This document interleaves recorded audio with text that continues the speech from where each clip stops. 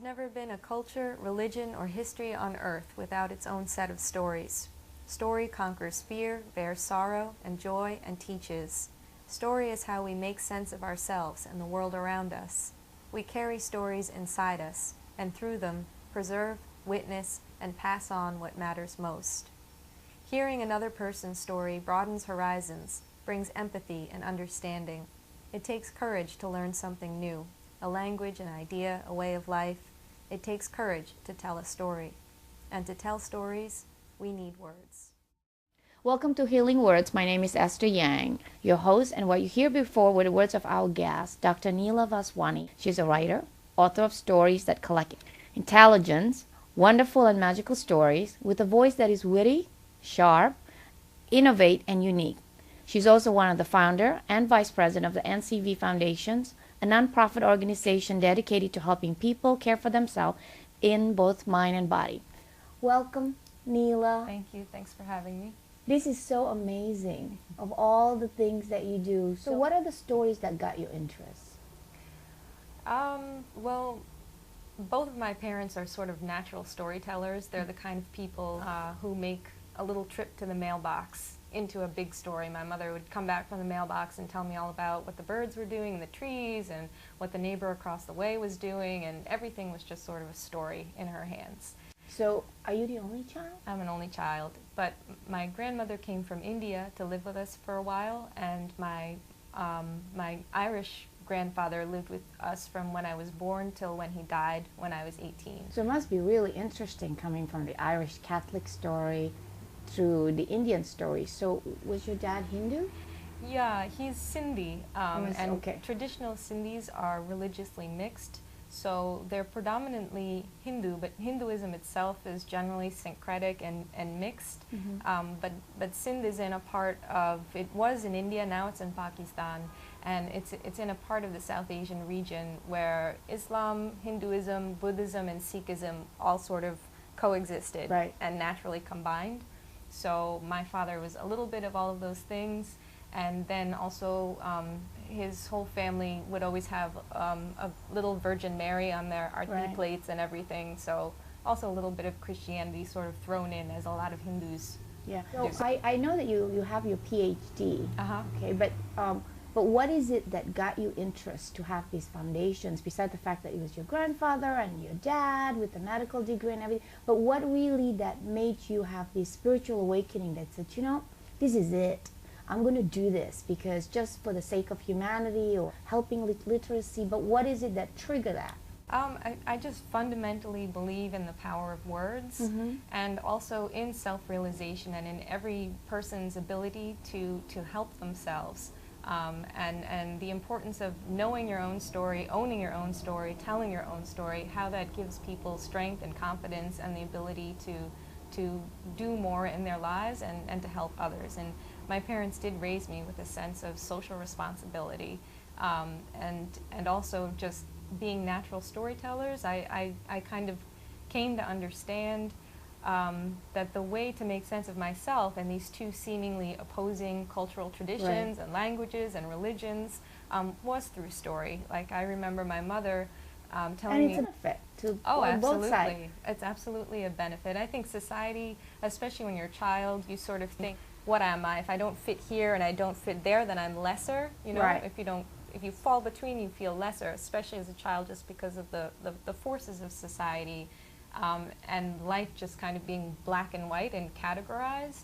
But I grew to understand that the ability to move between, to see more than one perspective, and having been raised up in two different cultures like that, it's a benefit and a strength. You also do adult literacy. Right. And again, what really got into you that said that, hey, this is it, I wake up in the morning and that's what I want to do for adult literacy? Well, my grandmother, who came from India to live with us, she didn't speak any English, and life was more difficult because of that for her. And I remember just simple things like going to the grocery store. She needed me there with her, and my parents were both at work, and she relied on her Hindi and Sindhi, both, and but no English. And my Hindi and Sindhi were limit mambo it. jumbo. Exactly, all mixed together like with my English. Chinese and Indonesian. But Exactly, go ahead. right. Okay. It becomes its own language, Hindi, Sindhi, English, all in We one. mixed it all. Right, Okay. right. We understood each other just through love and laughter, and sometimes it seemed we weren't speaking the same language, but we could still always make each other laugh. We were always on each other's side in this silent, unspoken way. But I could see how her life would have been less lonely, and she would have had more individual power if she had been able to speak English. But on my Irish side, I had a few uncles who remained illiterate till the day they died as adults, because there were 11 kids in the family. Right. They didn't have money, and they had to drop out of school early to support the family. So they didn't get the opportunity here in New York City in Hell's Kitchen to learn how to read and write. And that also made their lives more difficult. So just within my family, I had this understanding, but also as a writer, as a teacher, as someone raised up in stories, as someone who drew upon stories for my own personal strength, I felt this will help people learning how to read and write. So I started tutoring at the Seward Park Libraries with the New York Public Library's Adult Literacy and ESL program. I guess it was about 4 years ago, and I just was so moved and amazed at the courage of the students there, and they just seemed like everyday heroes to me. And what was so beautiful was that they didn't think of themselves that way. You know, you'd see mothers coming who had 3 children and just wanted to learn English so that they could help their children with their homework so they'd do better in school. Right. And we had one older woman who had she had taken too many pills because she couldn't read the medicine bottle. Wow. And become sick and realized I need to take better care of myself this way. And I had students who had none of their employers or family members knew that they couldn't read or write, and so they had these terrible stresses and pressures and low self-confidence because they had to pretend all the time. And they were brilliant. All of them had fantastic memories, could give street directions perfectly without ever having read the street signs, but just had never had the chance to learn how to actually read and write the words. Wow. So all of these things were just so inspiring to me already in a personal family kind of way, but then the experience of tutoring and the huge triumph of just learning 5 new words and differentiating between a noun and a verb, and then writing a sentence, and then writing a paragraph, and then putting my own story into words, seeing that happen for my students. I have chills just saying it. And I'm sure they have chill for themselves too. Absolutely. And you know? They gain so much confidence and strength from it. And I had one student go on to take her GED, and it depends, of course, upon what level you enter, how quickly you get there. But I mean, I just started to think a lot about what is the true measure of success. Is it, you know, making a gazillion dollars and fancy titles and expensive high heels, or is it what you can achieve and what you do, and is it learning to read and write so you can help your children? I think also that the responsibility that you have for society, that it sounded to me like you share your experience that has benefit other people and certainly benefit your students. You know, I mean, I don't know if you watched the Super Bowl. My husband did. I heard the Super Bowl Okay, from the the other Super room. Bowl is like from the Colts and the the New Orleans the New Saints. Orleans, right? Yeah. And so they asked this quarterback. They said, "Do you feel like more power? More burden because like they expect you to win?" Because literally the Saints have never won, never even got into the Super Bowl. Right. But what was striking was he just said no. He became like more of a responsibility that this is what I had to do, Right. just for the, you know, for New Orleans, because everybody, you know, really looked down at them after, you know, they had to go to the Dome, and they were even thinking of leaving New Orleans itself. And so again, you know, it was the responsibility of that quarterback, and the whole team felt that we really needed it. And what was amazing and ironic was that the Manning family, the Peyton Manning, also came from New Orleans, because their father was, I didn't know that. yeah, Archie Manning was the quarterback Right. for the Saints, and he became the spokesperson for the Saints. So I thought it was a very ironic, and how they did it together and built this whole town together, New Orleans anyway. So Right. with so much love and with what I call like a healthy rivalry. Yeah. And so that was amazing about it. I have 8 brothers, so I watch football all the time. Right. But I'm amazed that even from your mom's side of the family, with 11 children, and that you're the only child, right? Yeah. And so what they did was they really sounded like pour all your love to you, or maybe some sort of like your mom just want you to have the best of everything, and your dad too, and so that you somehow now have that benefit from both sides and made that. And so now this NCV Foundations, you are one of the founder of NCV Foundations. Yeah, we're a not-for-profit foundation based out of New York City, but we do most of our work in India and throughout the United States. And we named the foundation, my father and I, for my grandfather, whose name was Neela Vaswani. And he raised his family in a refugee camp outside of Bombay. As so many people have endured throughout all of time, the partition of India sort of left my family homeless. And so they stayed in the refugee camp for a while and then worked their way up, and my father came to the States in 1971. He'd gone through medical school in India, and he came with $44 and 2 pairs of socks in his medical degree, he always likes to say.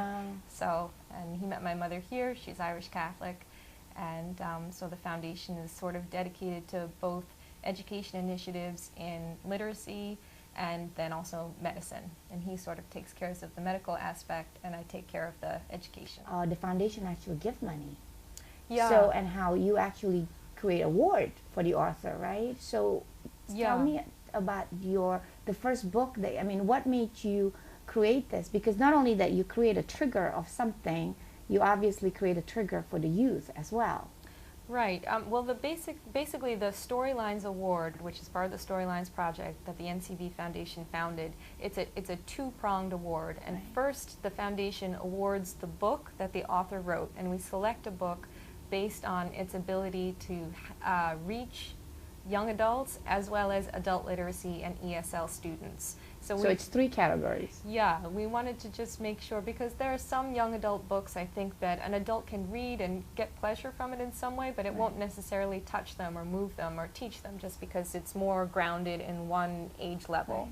And so we look for books that can reach people across generations, that are just more human-centered rather than age-centered.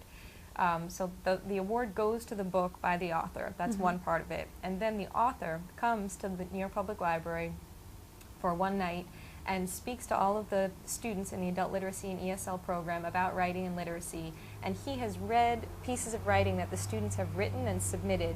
He selects 4 pieces as the Storylines Award winners. They share the award with him. Wow. And each of those students get $500 each, and then he picks 10 honorable mentions. So it's 2 students from each of the 7 centers in the city get selected. But this adult literacy, does it come just from the public library, or it comes from the in high school? It's only for the adults enrolled in the New York Public Library Center for Reading and Writing program. And I really wanted to do that because it's a free program. It's one of the only free programs in the city. There's tons of great adult literacy and ESL programs. You have to pay money to get into them. Right. So I've always loved libraries in general and spent a lot of time there.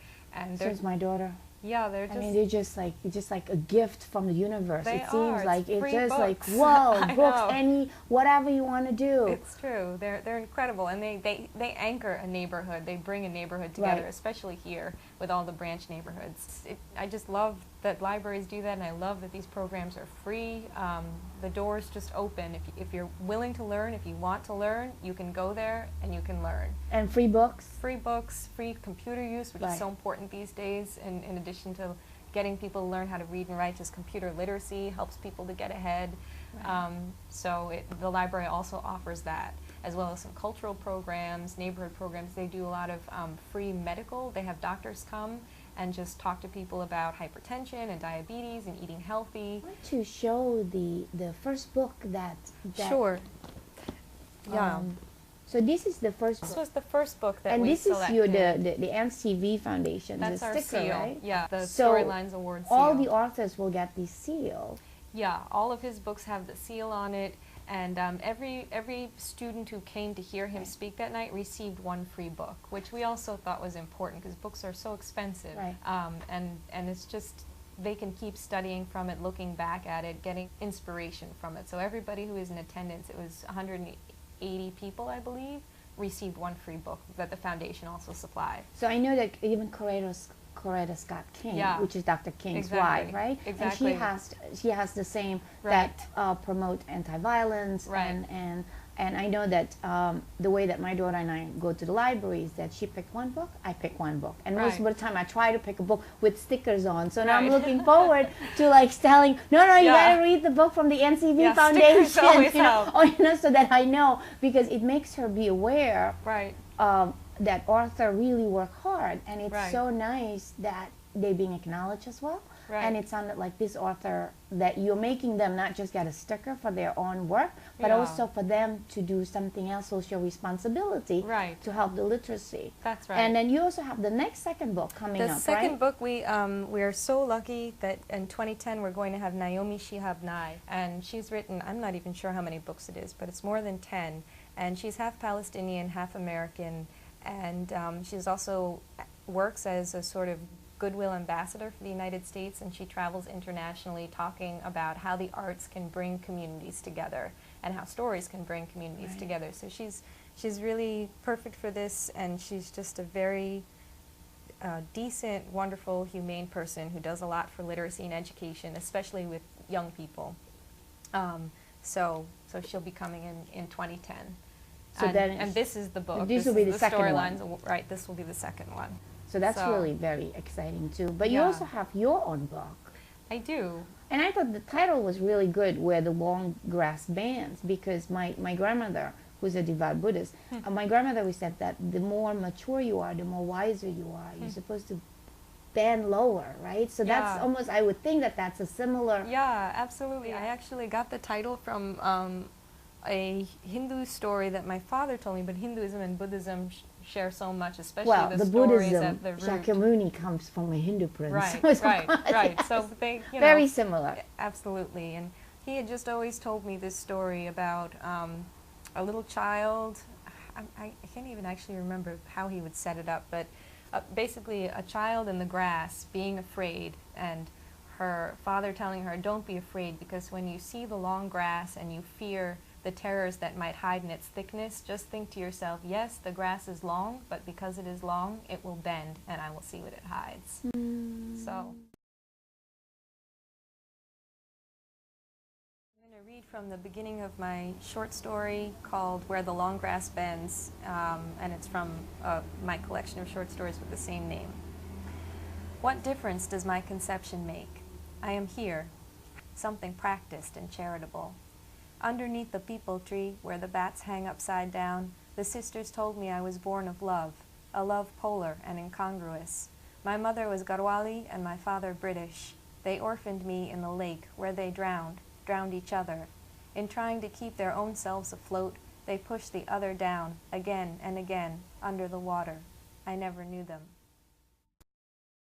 My collection of short stories, Where the Long Grass Bends, came out in, I think, 1994. And my next book, which is a nonfiction book, it's sort of a family memoir, and it's about bicultural, biracial identity and in-betweenness and categorization.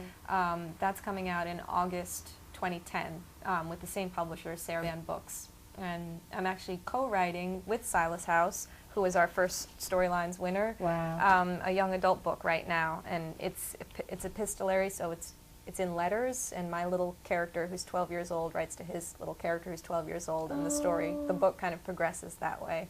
And it deals with environmental issues on his side. He's writing about this destructive coal mining practice called mountaintop removal that's affecting this young boy's life. And my little character is a recent immigrant from India, and she is dealing with rent control issues and getting squeezed out of where she's living in Chinatown with her family. And through the course of the year, her family, they're becoming American citizens as well. So identity and citizenship and Americanness, those are kind of her themes. So how can story reveal human potential and trigger the human spirit? It helps us make sense of the world around us and of ourselves, and it acts as a sort of guide.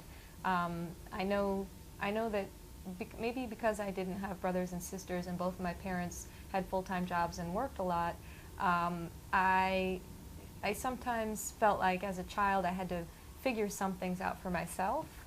And I know a lot of times I look to books and stories and to particular characters, and I learn from them. And for me, it was a lot of times with Hindu figures, like Ganesh, the Hindu god. I learned a lot from reading stories about him, just little life lessons. So I think stories can guide us and can give us a kind of strength, a well to draw upon. When you don't know what to do, you can sort of remember a story, and it'll help you. You think people are learning faster today than a few years ago? I do, and I think that probably has to do with the Online? internet, yeah, and the world becoming smaller. Yeah, I think people just have an opportunity to communicate with each other with more ease and quickness these days. And I know certain things have amazed me as a teacher. I was a visiting writer in residence at Knox College in Illinois last year. Right. And I was teaching undergraduates there. It was mostly juniors and seniors. And I was teaching this one class, a cultural studies class, and we talked a lot about race, ethnicity, immigration, sexuality, and gender. And I was very nervous with one of the first books I assigned is by a writer named Dorothy Allison, and her identity sort of that she claims and she puts forth in her writing and what she does to help people in the world is she's working class lesbian, I would say, and Southern Appalachian. And so I was very nervous when I was bringing this book to the students that they would be uncomfortable with her sexuality and the way that she talks about it in the book. And I had the same experience with some of the books and stories I assigned about race and immigration. I just was nervous because they were mostly Caucasian Midwestern kids, and I just thought, what part will invoke them? Right. How will they relate to this? I want them to feel comfortable, but I also want to be able to change their minds if they don't already feel a certain way. Right. And they amazed me. These 17 and 18-year-old kids were so different from my generation. And when I was 17 and 18, kids around me, for the most part, I'm making generalizations, of course, but they weren't this open-minded as these kids are today. They just were so casual about everything. So they said, yeah, of course, it doesn't matter. What's the difference? Let's just hear about this person's experience. Wow. And I think for the most part, they were open-minded, and it seemed to me that it was because people learn faster and have more of a chance to talk to each other. And of course, the world is still filled with so much injustice and discrimination of all kinds in terms of class, race, gender, sexuality, etc. But they just seem further along, more evolved than my generation. I think you have to give yourself credit. I really believe that the kids the way they are is because you've created the template. Yeah, sure. And you've created that safe place. Sure. And all the preceding generations have brought us and here. you've also let go of your own preconceived judgment and ideas. So you've let the space for them to experience. And because of that, and I think, I don't think people realize the impact they have, not just, in my opinion, with words, but energetically, how they can create that space and create that harmonic, what I call the harmonic induction for another person to behave.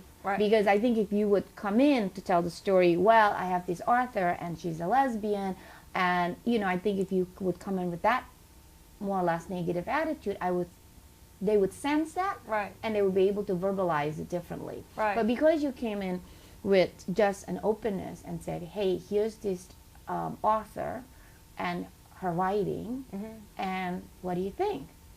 And because you came in with more or less like a clean slate, so I think that's really how they react. So I always am intrigued how, what part we attract or create the others. It's true. You give back what you put in, and or you get back what you put into something. Or sometimes you get back what you don't put in too. And that's a beautiful, wonderful thing. Or sometimes a bad thing. That's right. And what do you envision for like NCV? How would you like NCV to become?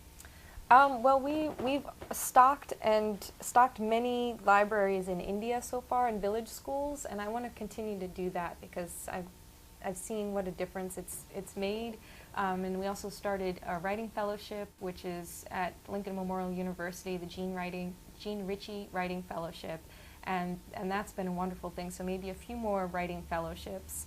But our main focus, our main initiative right now is the Storylines Project and literacy work in India and the States. So we'll keep doing that, and I want to do more with health, which actually my father is in charge of, with more free health care and free health care education, teaching people how to better take care of themselves in mind and body.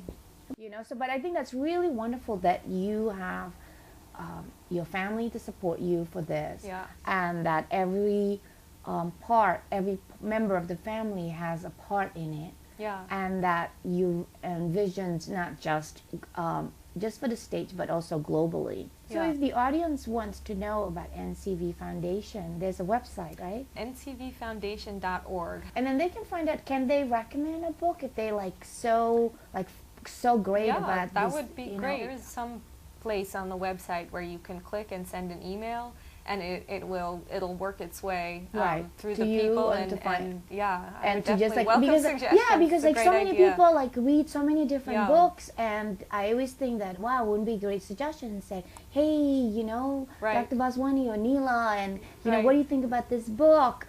And so just to open up a dialogue and Yeah. learn more, because we only have one mind, but I thought two brains sometimes better. Absolutely.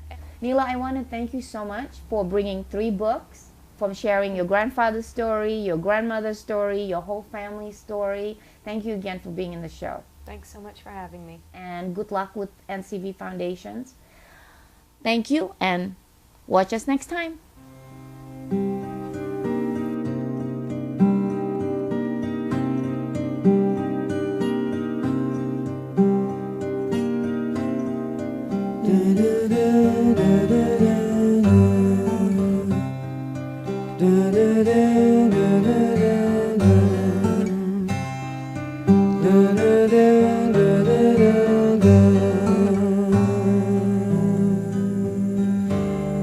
Da